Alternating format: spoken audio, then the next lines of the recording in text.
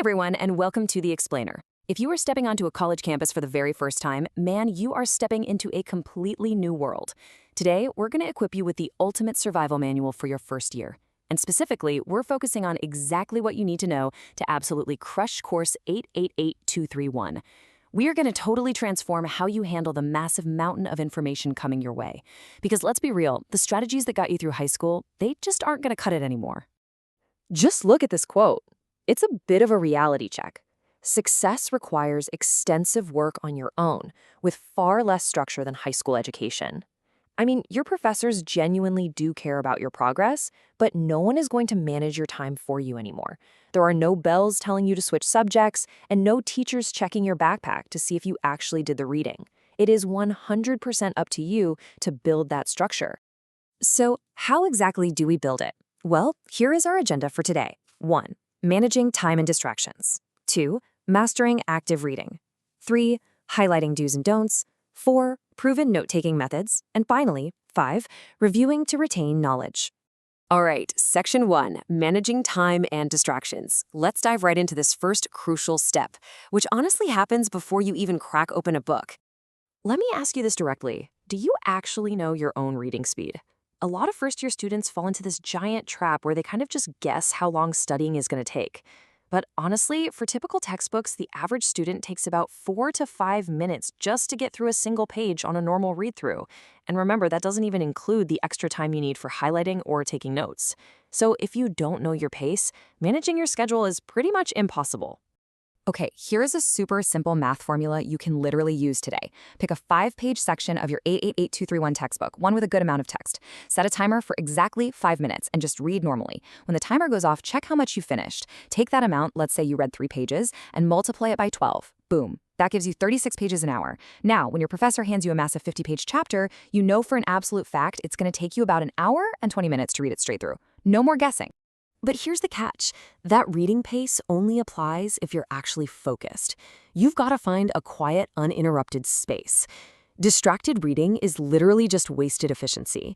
If you sit down with a textbook for an hour, but you've got visual clutter everywhere, or maybe your favorite show is flickering on a muted TV in the background, you haven't actually studied for an hour. Constant interruptions totally wreck the logical flow of the text. So put your phone on Do Not Disturb and give your brain a fighting chance to make real connections. Moving right along to Section 2, Mastering Active Reading. This perfectly illustrates what we call active or recursive reading. You see, reading isn't just a simple, straight line of scanning words from left to right. It really requires engagement. Actually, research shows that engaging in this kind of active reading over time can literally change your brain anatomy. Crazy, right? You're actively engaging your mind to process, organize, and build genuine understanding.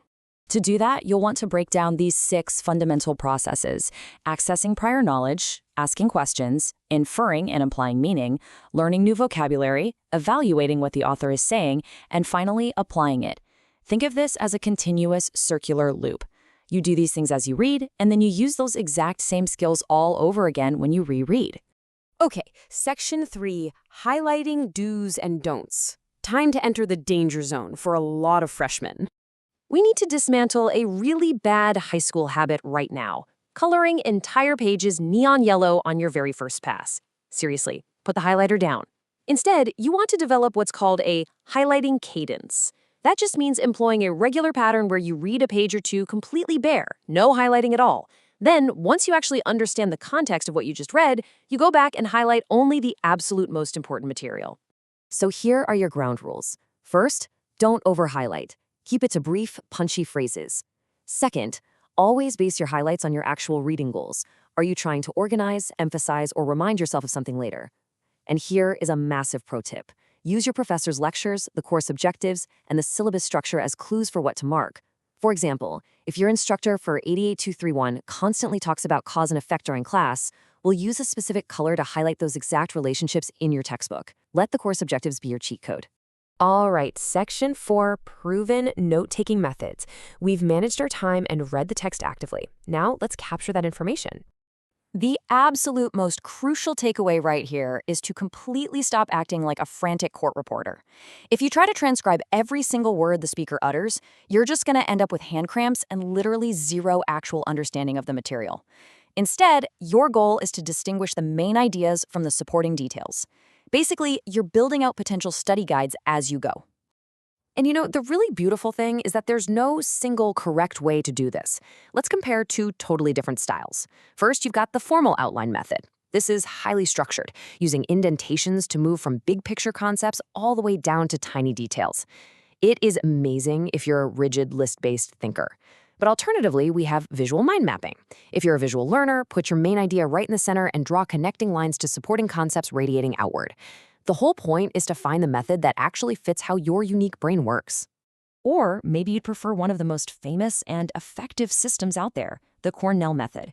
You just divide your paper into 3 distinct sections. You create a narrow column on the left for recall questions and keywords, a large section on the right for your main class notes, and a summary block right at the bottom. This isn't just about writing things down. It's honestly the ultimate organizational tool because it's inherently designed for frequent review. Which brings us perfectly to Section 5, Reviewing to Retain Knowledge. This is the final and, sadly, the most skipped step.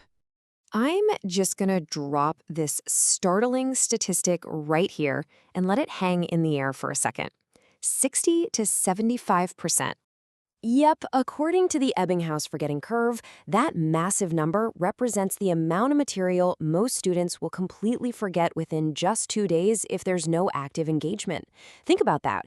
Taking the world's most gorgeous color-coded notes is completely useless if you just snap your notebook shut after class and never look at them again. But hey, the really good news is it's incredibly simple to thwart that memory loss. You just need to jump in and engage with your material shortly after you first learn it. Summarize your notes, define those key terms, draw connections like cause and effect, paraphrase the complex concepts into your own words, and constantly ask yourself questions. Every single time you do this, you reinforce the pathways in your brain and you've locked that information in for when exam time rolls around. So, as we wrap up this explainer, I really want to leave you with a provocative question. Will you treat learning as a one-time chore or as an ongoing cycle that actually builds your professional future? This whole cycle of reading, taking notes, and reviewing, it isn't just a trick to help you pass course 888231. It's a lifelong continuum. You are building the critical thinking skills, the discipline, and the foundation that'll carry you through your entire career. So embrace the structure, own your time, and go conquer 888231.